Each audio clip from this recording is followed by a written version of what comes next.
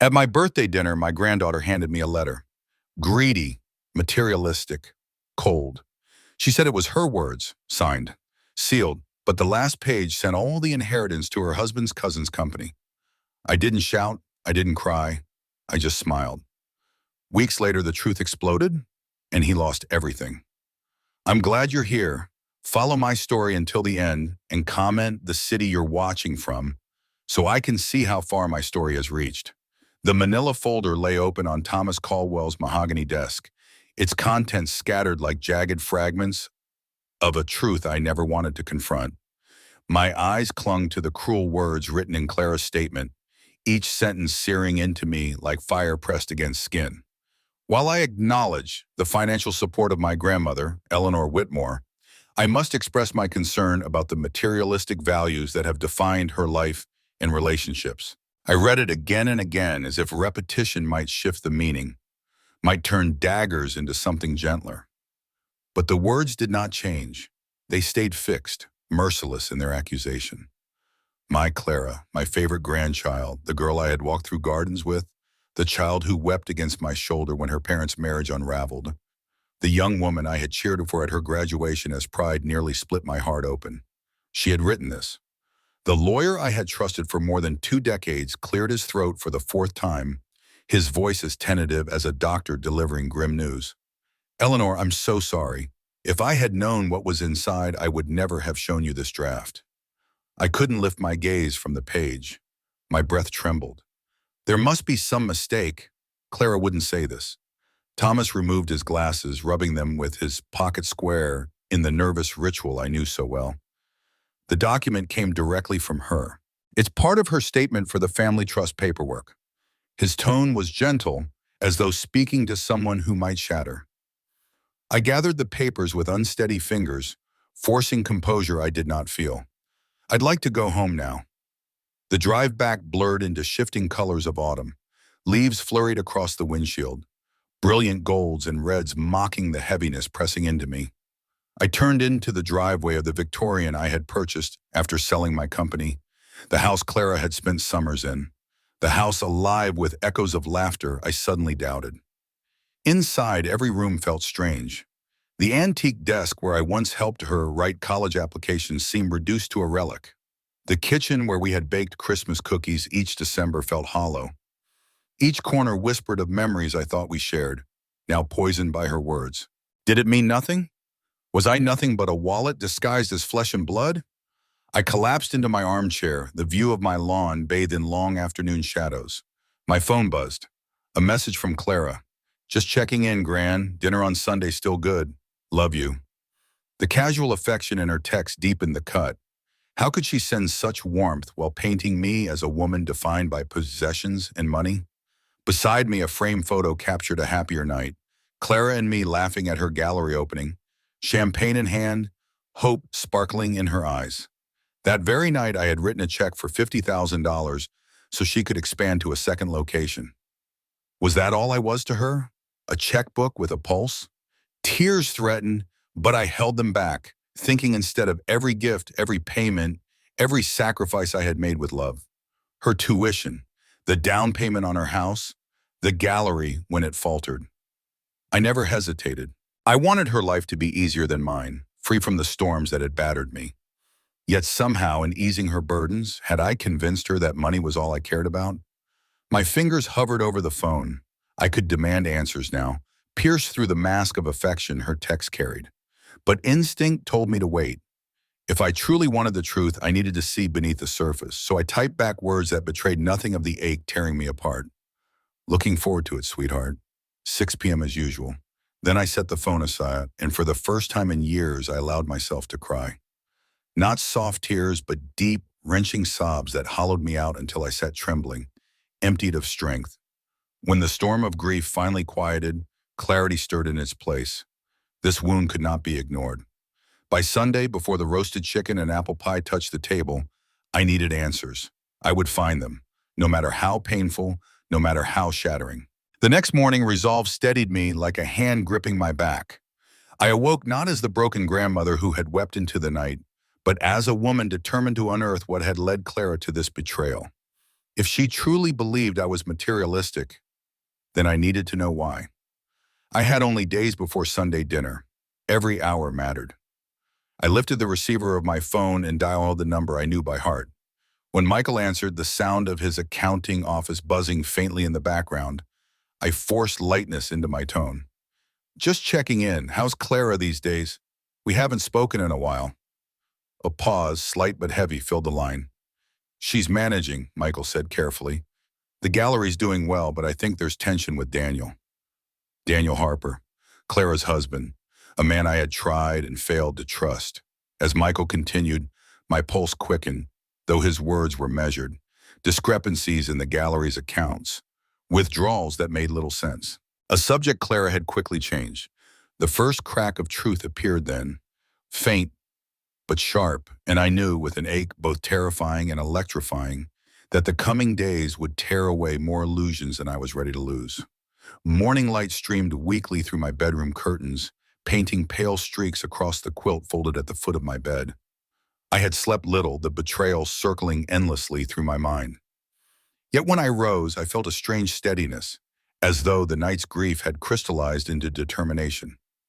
If Clara had called me materialistic, there had to be a reason, one buried in truths I had overlooked. I would uncover them piece by piece before she sat across from me at Sunday dinner. My first step was to call Michael. My son had always been practical, deliberate, more cautious than his fiery younger siblings. I trusted him to be truthful with me. He answered on the second ring, the low hum of his accounting office in the background. Mom, this is a surprise. Everything okay? Of course, I said lightly, forcing warmth into my tone. I was just wondering how Clara's doing. We haven't really had a long talk lately. The pause on his end was brief but telling. She's managing. The gallery is steady enough, but... His voice trailed off.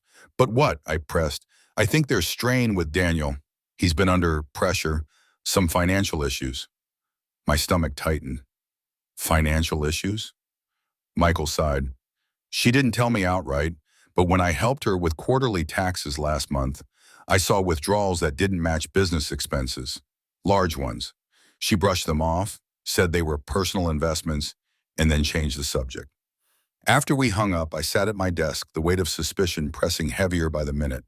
I wasn't fluent in technology, but I knew enough to navigate the gallery's joint account. The one I had opened years ago, the one I still contributed to each month to keep Clara's dream afloat. The numbers stared back at me like silent accusations. Transfers into their personal household account. Payments to a business titled Harper Heritage Designs. Daniel's business. He had once mentioned it casually, saying it was self-funded. That had been a lie. I leaned back, the leather chair creaking beneath me. My chest felt hollow, as though truth had begun scraping out the remnants of denial. Clara was bleeding her gallery to sustain her husband's ventures. Whether willingly or under his persuasion, I couldn't yet say. By noon, I found myself steering my car into the city, unplanned but driven by instinct. The gallery sat quiet, its whitewashed walls filled with canvases that spoke more honesty than the people who curated them. Zoe, the young assistant at the front desk, looked startled to see me. Mrs. Whitmore, she greeted warmly. Clara didn't mention you were coming today. Just in the neighborhood, I replied smoothly. Is she here? She left for lunch about 20 minutes ago with her husband. They usually go to Marigold Cafe. I thanked her, my pulse quickening as I left. The cafe was 2 blocks away, its wide window offering a clear view of the corner tables. I hesitated only a moment before seating myself on a bench across the street, a 75-year-old woman spying like a nervous schoolgirl. There they were. Clara's auburn hair caught the sunlight as she sat across from Daniel.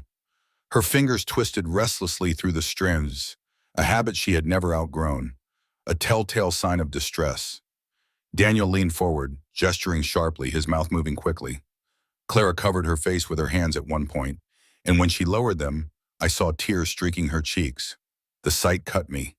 Every instinct urged me to rush inside, to demand answers, to shield her as I had so many times before. But something held me back.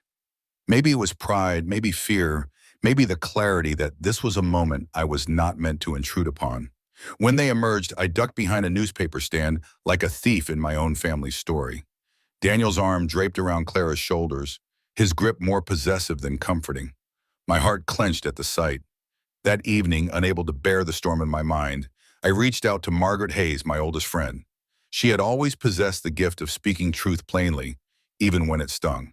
"Of course I can meet you tomorrow," she said over the phone. "You sound troubled, Eleanor." "I just need perspective," I admitted. The following morning in the familiar corner booth of our favorite cafe, I laid bare everything. The will, Clara's words, the transfers, the tense lunch I had witnessed. Margaret listened silently, her lined face thoughtful. When I finished, she reached across the table, her hand warm and steady on mine. "You've always been generous, Eleanor, perhaps too generous." I blinked, startled. "Too generous? You've solved every problem in that girl's life with your checkbook. College tuition, her house, the gallery. You've never let her stumble the way you did. Not once." "Because I love her," I whispered, my throat tight. "Because I could give her what I never had." Margaret squeezed my fingers gently. "I know, dear, but sometimes when you protect people from every hardship, you send a message you don't intend, that they aren't capable of surviving on their own." Her words lodged deep, painful in their truth. Margaret's gaze sharpened. "And that husband of hers? Daniel has always seemed wrong to me. He speaks of Clara's gallery as if it's his domain. Tell me, Eleanor, do you think he's using her? Using you?" The question lingered in the air, unspoken yet undeniable. As I drove home, Margaret's words echoed louder than the hum of the engine. The puzzle pieces were rearranging themselves into a darker picture than I dared admit. Clara's voice was in that will, but so was Daniel's shadow. The truth doesn't always roar, it creeps, slipping through cracks in moments when you least expect it. That night, as I sat alone in my parlor with the shadows lengthening across the walls, a chilling thought took hold of me. What if Clara hadn't betrayed me at all?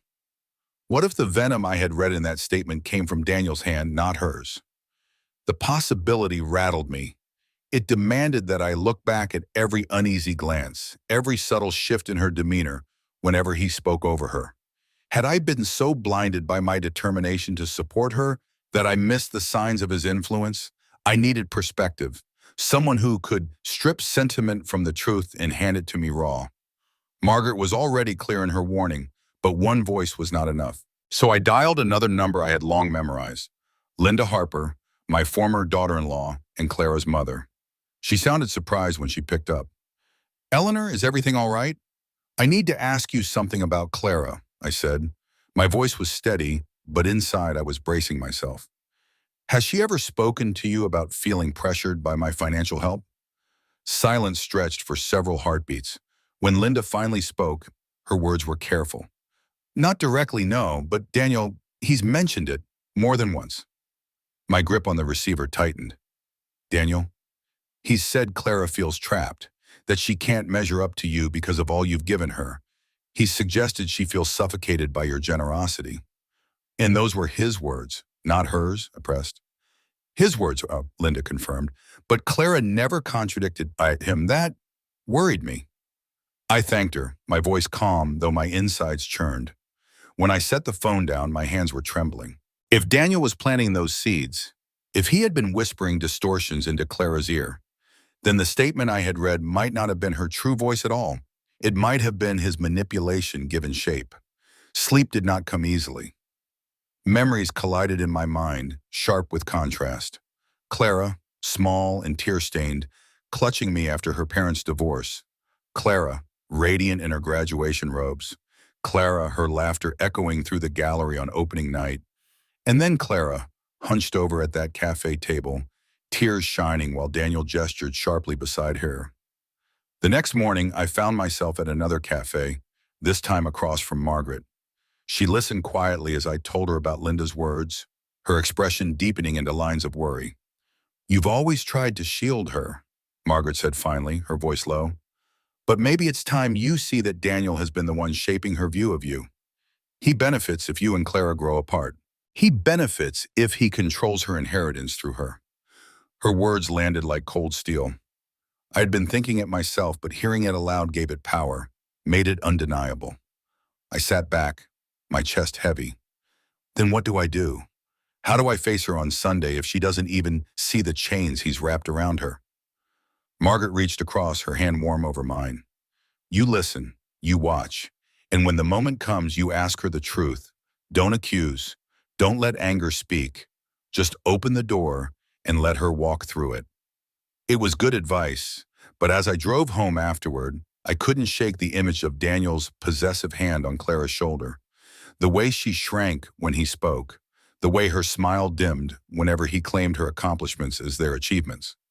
That night, I sat in my study with the legal papers Thomas had shown me, reading and rereading the passages that had cut so deep. Each line felt less like Clara's words and more like a calculated attempt to sever us. My chest tightened as realization sank deeper. Daniel wasn't just meddling, he was orchestrating. By the time I finally closed the folder, my decision was clear. At Sunday's dinner, I would not sit quietly. I would ask Clara directly. And if Daniel tried to intervene, he would find I was not the fragile grandmother he believed me to be. The hook that had first snagged my heart, the phrase materialistic values, was no longer just a wound.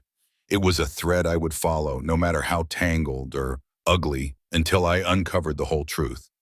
And as I folded myself into bed, my body weary but my resolve sharp, I understood something I hadn't felt in years. This fight wasn't about protecting my reputation. It was about protecting Clara from a man who had already stolen too much of her voice. So I waited for Sunday, for the dinner table that had once been a place of joy to become the stage where truth would either fracture us forever or finally set us free. If you've ever felt the sting of betrayal, if you've ever questioned whether love can survive deception, stay with me. The answers ahead will change everything. Don't forget to like, share, and subscribe, because what's coming next is the storm I never saw approaching. Sunday arrived with a crisp chill, the kind that carried the scent of fallen leaves and wood smoke. I moved restlessly through my kitchen, hands steady only because the familiar rituals of cooking kept them so. The chicken roasted slowly, rosemary perfuming the air, while potatoes crackled in the oven. On the counter rested the apple pie recipe my mother had passed down to me, its edges smudged from decades of use. I had made these dishes countless times before, always for celebrations, always for family. Yet tonight, the weight pressing on my chest told me this would be no ordinary dinner. By the time the doorbell rang precisely at 6, the table was set with polished silver, candles flickering against the deepening dusk. I smoothed the skirt of my dress, drew one deep breath, and opened the door. Gran. Clara's arms wrapped around me, her perfume a faint floral I knew as well as her laugh. But her smile faltered at the edges, dark circles peeking from beneath her carefully applied makeup. Behind her stood Daniel, tall and polished as ever, his grin quick but shallow, never touching his eyes. Eleanor, lovely to see you, he said smoothly, handing me a bottle of wine as though it were an offering of peace. I welcomed them in with practiced grace. Clara sank into the armchair in the living room while Daniel took the couch, his hand immediately finding her knee, his thumb tracing slow circles that felt more like possession than affection. My gaze lingered on Clara's posture, the way she leaned ever so slightly away from him, the way her shoulders tensed when he spoke over her. Conversation began politely enough. Clara brightened as she spoke about the gallery's autumn exhibition. We have 3 new artists joining. Their work has such incredible energy. That's wonderful, I replied, carrying in a tray of appetizers. The last exhibition was such a success. Daniel cleared his throat, his voice carrying a practiced weight. It was, though the profit margins were slimmer than we had hoped. We, not she. Clara's expression shifted, but before she could add anything, Daniel continued. Thankfully, the Hannigan sculpture series sold. That will help with the mortgage adjustment next month. Clara's smile faltered, her voice quiet. Daniel, maybe not tonight.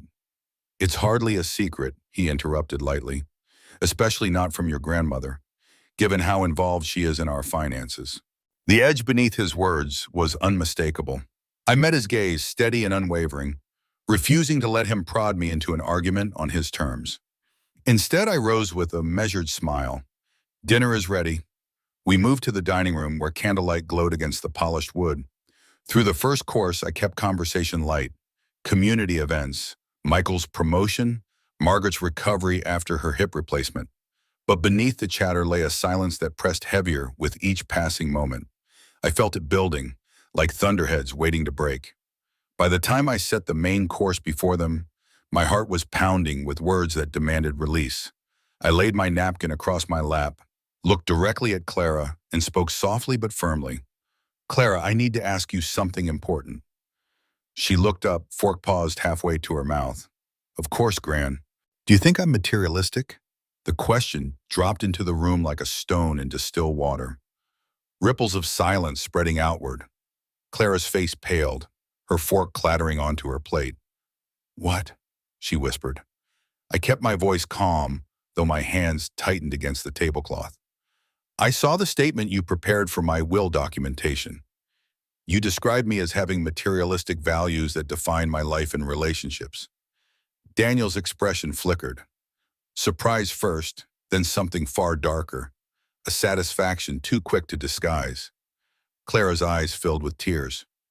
Gran, I just want to understand, I said gently, though the ache in my chest was sharp. After everything we've shared, is that truly how you see me? Clara glanced between me and her husband, her lips trembling with words she couldn't seem to form. What Clara means, Daniel interjected smoothly, is that some context was lost.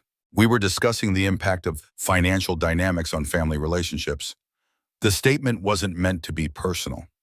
Then why was it included in a legal document about my will?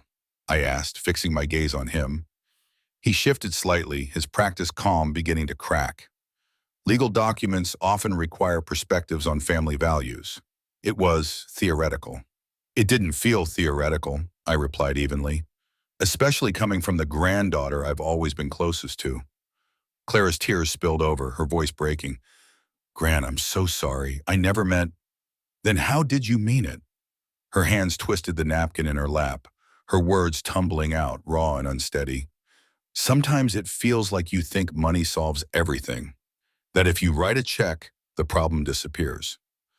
When college was hard, you paid for a tutor. When my first apartment had issues, you moved me into a better one. When the gallery struggled, you invested more money.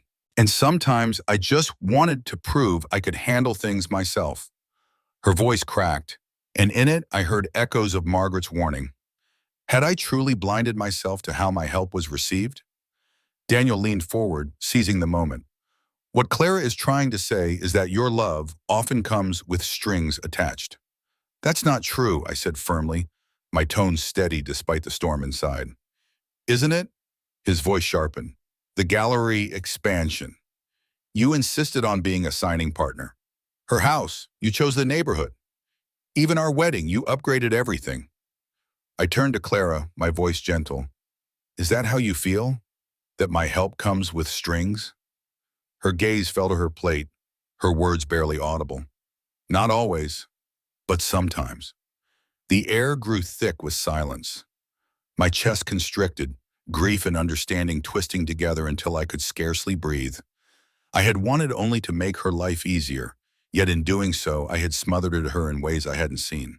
And sitting across from me now, with Daniel's shadow looming over her, Clara looked like a woman caught between two truths. Her love for me and the chains her husband had fastened around her life. Sometimes the deepest wounds are not carved by knives, but by ink, hidden in signatures and words that twist truth into lies. As I sat across from Clara and Daniel, my heart thundering against my ribs, I realized I could no longer tiptoe around the shadows. If I wanted the truth, I would have to drag it into the light, no matter how painful it became. Actually, I said quietly, folding my napkin with deliberate care, there's something I need you to see. I rose from the table and walked into my study, the soft click of my heels echoing through the silence. When I returned, I carried the folder Thomas had shown me, the same manila folder that had shattered me days earlier. I placed it on the table before Clara, pushing it gently toward her trembling hands. Her brows furrowed as she looked at me. Gran, what is this? The full document, I answered, not just the statement about me. All 15 pages. Daniel shifted in his chair, his smile thinning into something sharp.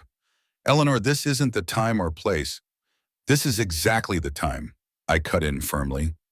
Clara hesitated, glancing nervously at him, then slowly pulled the folder closer. Her fingers trembled as she unfolded the pages. Her eyes scanned the words, line by line, and I watched as confusion gave way to shock. I, I didn't write this, she whispered at last. Some of it sounds like me, but most of it, I never said these things. My chest tightened. Then who did? Daniel leaned forward, his voice silk over steel. It's just legal language, Ruthie. All wills have conditions to protect family legacies.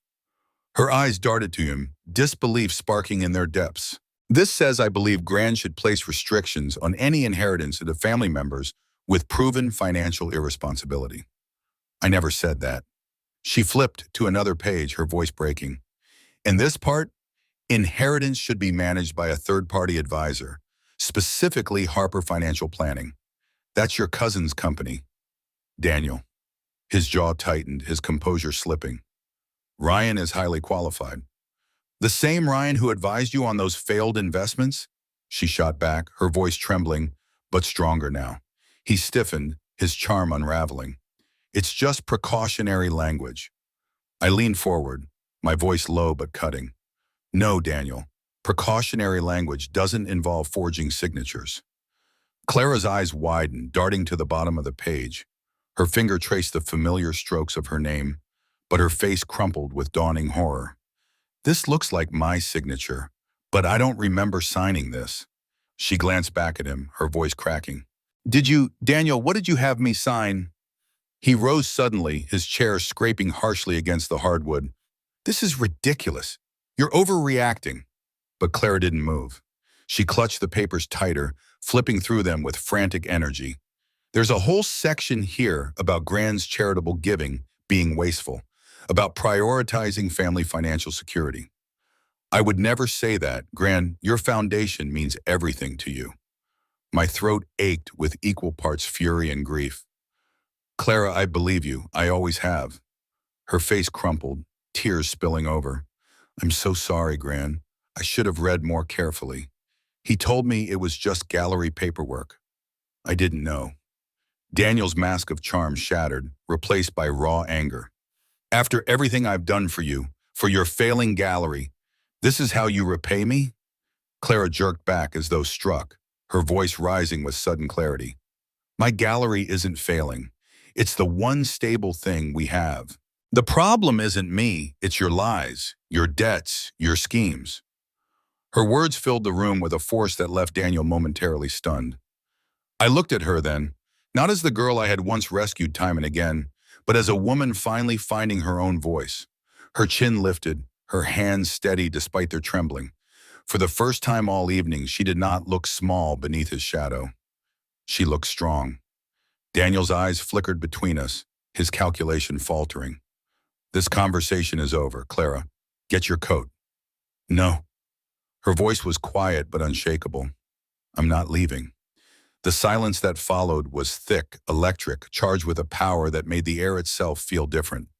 Clara's refusal was more than defiance. It was liberation.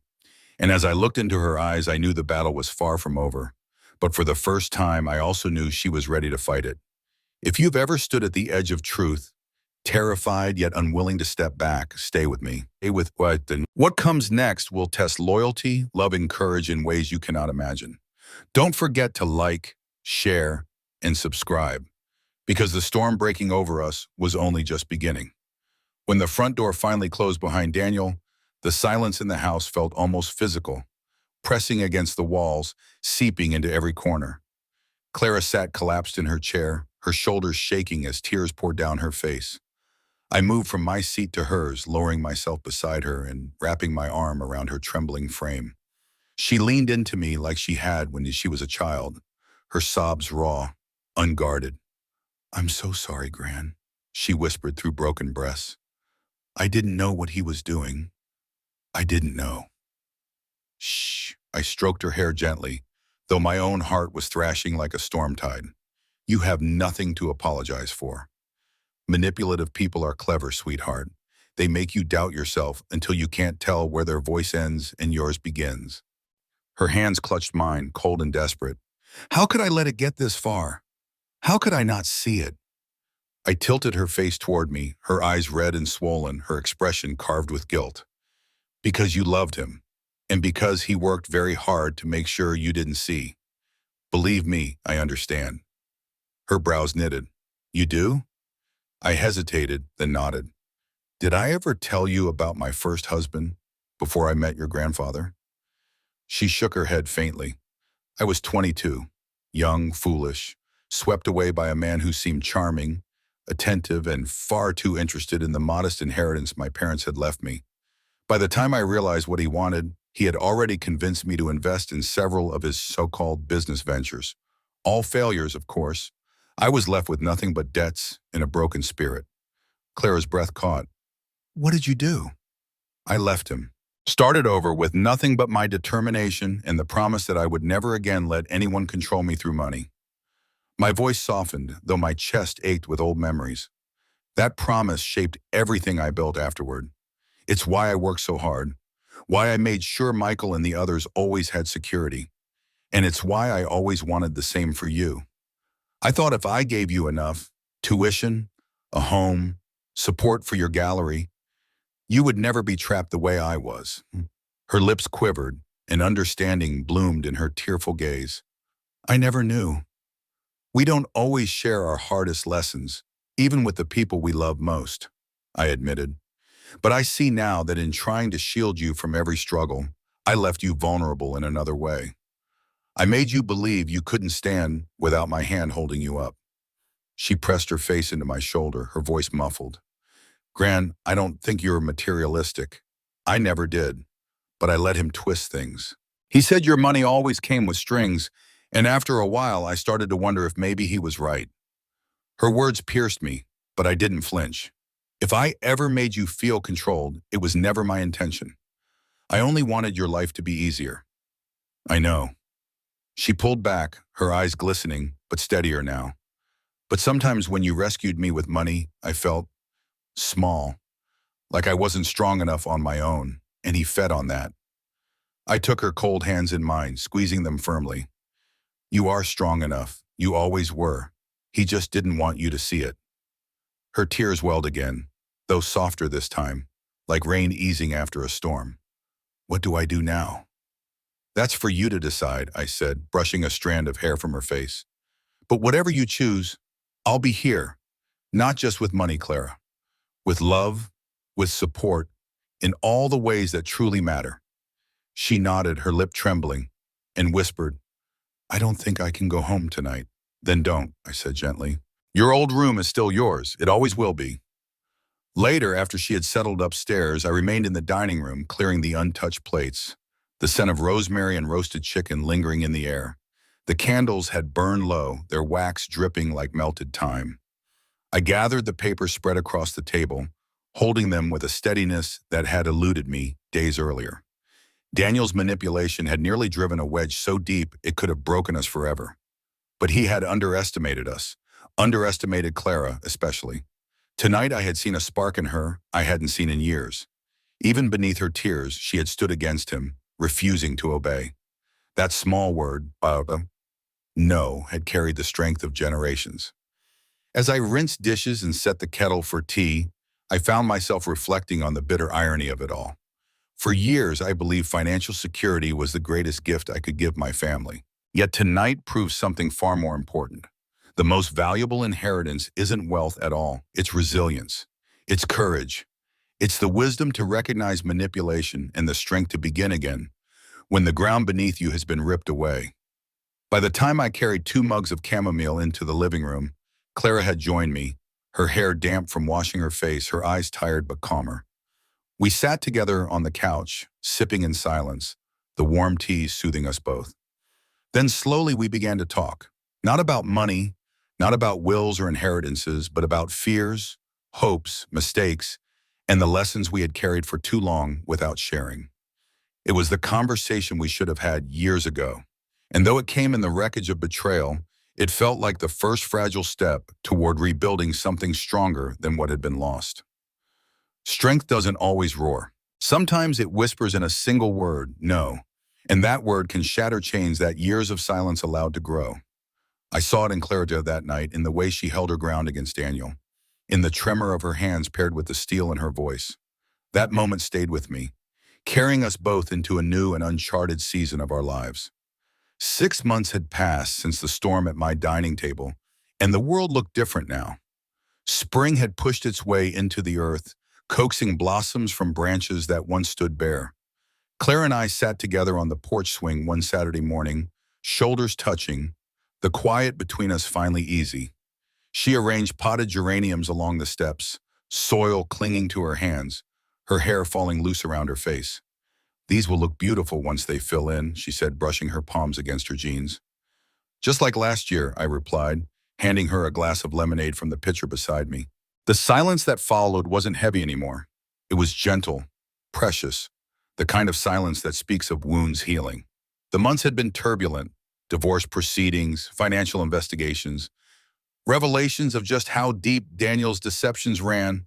But those storms had passed. Clara was free, and she was stronger than I had ever seen her.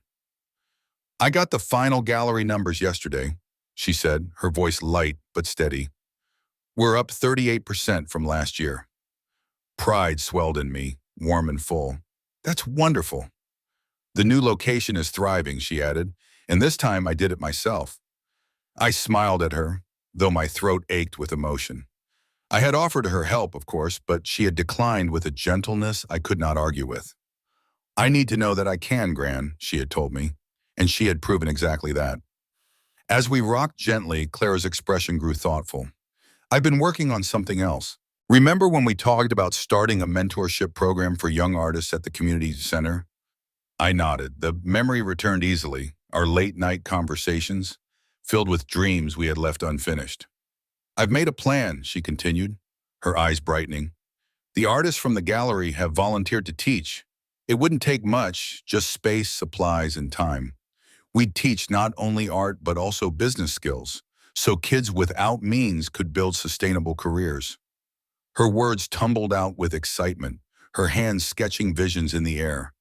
I felt that old instinct rise in me, the urge to smooth her path with a check, to remove every obstacle. But I caught myself. This time I stayed still, listening.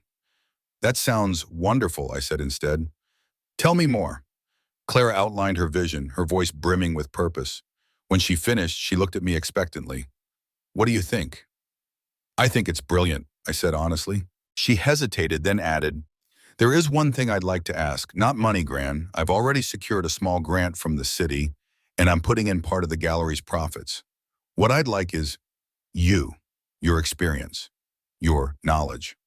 Would you consider being an advisor for the program? Not as my wealthy grandmother, but as the woman who built something from nothing." My chest tightened and tears pricked my eyes. She wasn't asking for my money. She was asking for me, for the lessons etched into my bones, for the resilience I had earned. It meant more than any expression of gratitude ever could. "I would be honored," I whispered. She reached across the swing, squeezing my hand. "Thank you." That night, as I sat at my desk, I pulled out an old leather portfolio, worn soft with age. Inside were the handwritten pages of my first business plan. Notes, calculations, dreams scribbled by a 28-year-old single mother who had nothing but determination. I gave it to Clara the next day, her eyes wide as she turned the fragile pages. "I never knew it began like this," she said softly. "Nothing worthwhile is ever inevitable, Bao," I told her. "It's built one hard decision at a time." "This," I said, nodding to the faded ink, "is the real inheritance. Not money, not things, it's resilience, it's courage, and it's yours. Always." She held the portfolio as if it were treasure, and in a way it was. Not just a record of survival, but a map for building her own strength. I knew then, with absolute clarity, that the legacy I would leave behind was not bound to the zeros in a bank account or the wording of a will. It lived in moments like this, in her eyes, in her voice, in the courage she was finally claiming as her own. If you've ever doubted your own strength, if you've ever wondered whether you could rise after being broken, stay with me. The next part of this journey will show how legacies are truly written, not in wealth, but in the lives we touch. Don't forget to like, share, and subscribe. Because what comes next is a revelation neither of us could have foreseen. The weeks after giving Clara my old portfolio became a season of unexpected peace.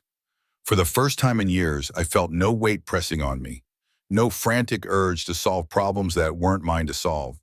Instead, I watched Clara step into her own strength, and the sight filled me with a pride I had never quite known. One afternoon, I walked into the community center where the mentorship program had just taken root. The rooms were simple, paint peeling in places, the air heavy with the scent of dust and old plaster. But when I saw the rows of young artists bent over sketchbooks, their eyes lit with focus, the building felt like a cathedral. Clara stood at the front, speaking with quiet authority, explaining how art could not only speak to the soul, but also pay the bills when paired with discipline and knowledge. When she caught sight of me in the doorway, her face broke into a smile. She waved me over, motioning for me to join her. I stood beside her, my heart swelling as she introduced me. "This is my grandmother," she said. "She built a business from nothing, and she's the reason I know this program can work. She's here as our advisor." The students clapped politely, some nodding with respect, others wide-eyed at the thought of meeting a woman who had built an empire from scraps of courage.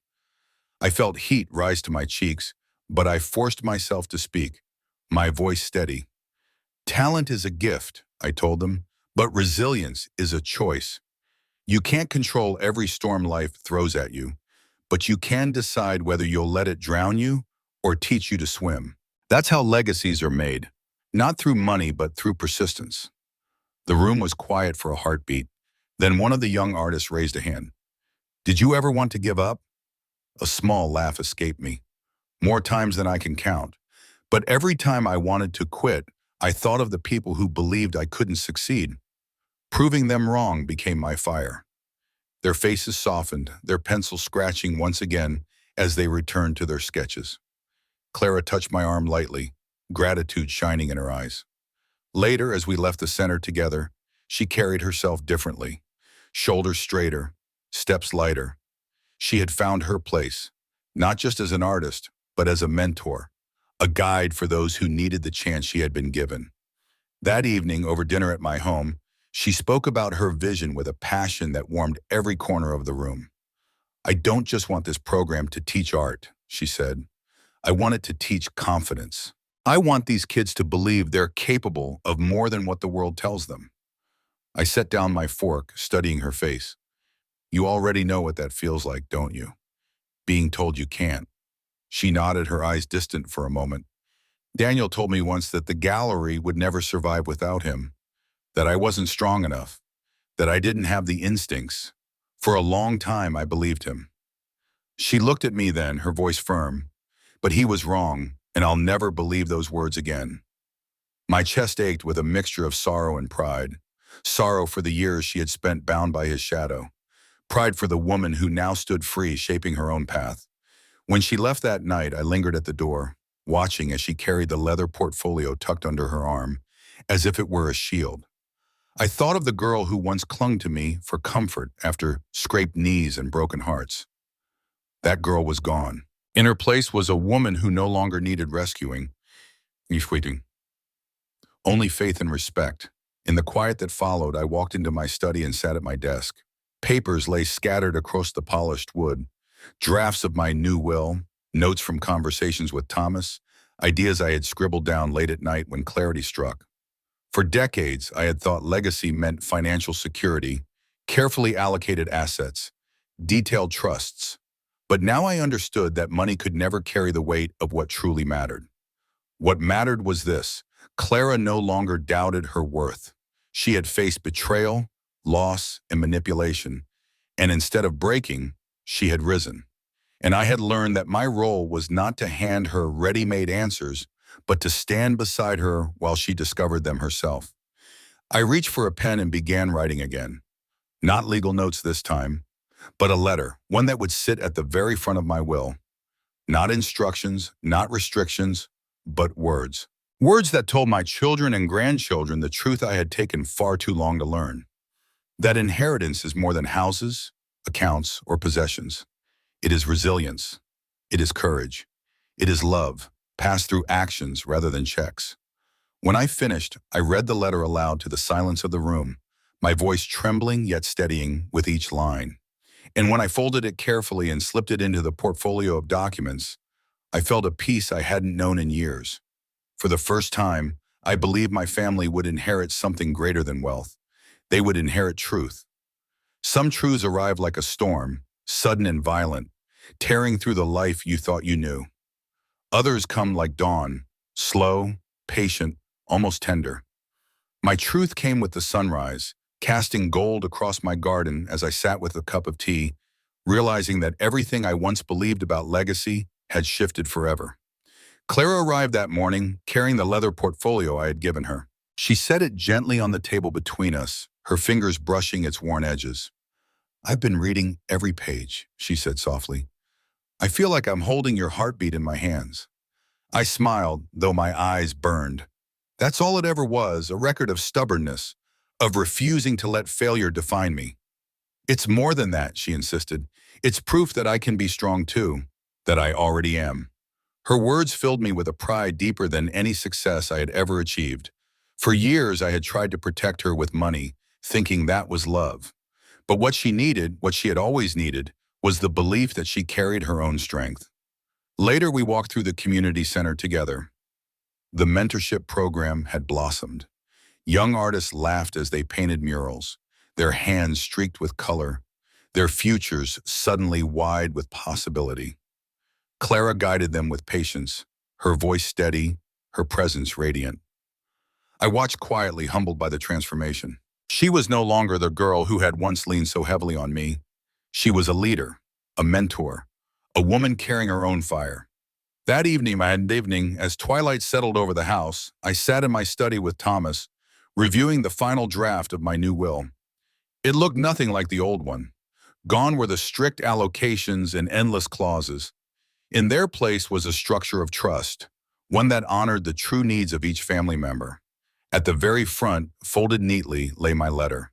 When Thomas left, I remained at my desk, the room dim except for the lamp pooling light across the pages. Clara joined me quietly, holding 2 mugs of tea. She set one by my side and sat across from me. For a long while, we didn't speak. We simply sipped, letting silence carry the weight of all we had survived. Finally, she broke it. "Gran, I used to be afraid of disappointing you. I thought I could never live up to what you built." I reached across, covering her hand with mine.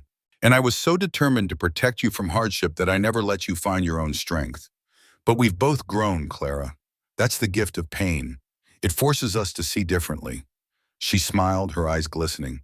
"You know what I think? I think our real inheritance isn't money or property. It's this, these conversations, this love."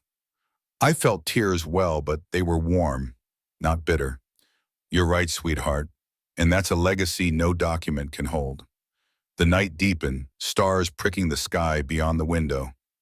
I knew then that my journey, filled with storms and scars, had led me here, not to wealth or possessions, but to this moment of clarity. Clara no longer saw me as materialistic. She saw me as I was, a woman who had tried, failed, learned, and finally understood. And I saw her for who she was, not my dependent, not my project, but my equal, my legacy. If you've ever doubted that love can survive betrayal, if you've ever wondered whether broken bonds can be mended, remember this: healing is possible. And sometimes the inheritance worth fighting for is not money, but trust, resilience, and the courage to stand free.